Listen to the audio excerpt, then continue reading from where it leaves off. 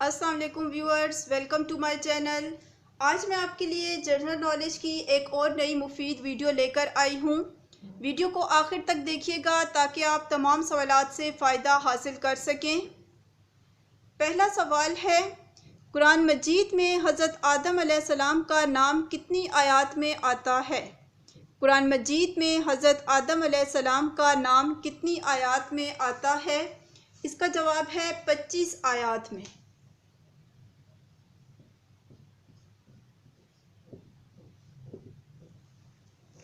दूसरा सवाल है, कुरान पाक का स्पेनी तर्जमा किसने कराया था? कुरान पाक का स्पेनी तर्जमा किसने कराया था? इसका जवाब है अल्फातिसो ने।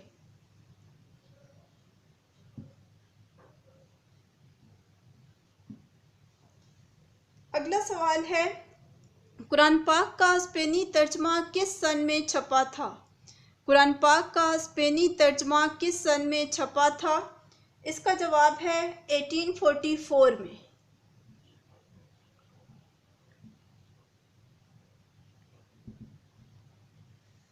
अगला सवाल है, कुरान पाक का रूसी तर्जमा किसकी कोशिशों से किया गया था? कुरान पाक का रूसी तर्जमा किसकी कोशिशों से किया गया था? इसका जवाब है जमालुद्दीन अफ़गानी रहमतुल्लाह अलैह।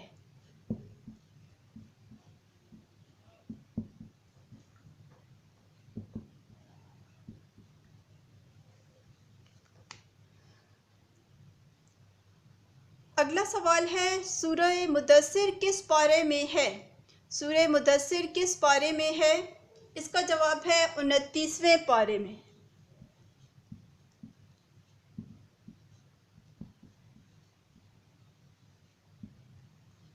अगला सवाल है, कुरान में खुदा ने किस कौम को सबसे ज़्यादा नाफरमान कहा है? कुरान में खुदा ने किस कौम को सबसे ज़्यादा नाफरमान कहा है? इसका जवाब है बनी इसराइल को।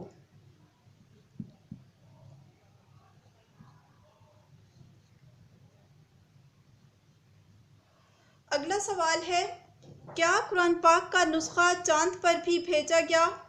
क्या कुरान पाक का नुस्खा चांद पर भी भेजा गया? इसका जवाब है जी हाँ।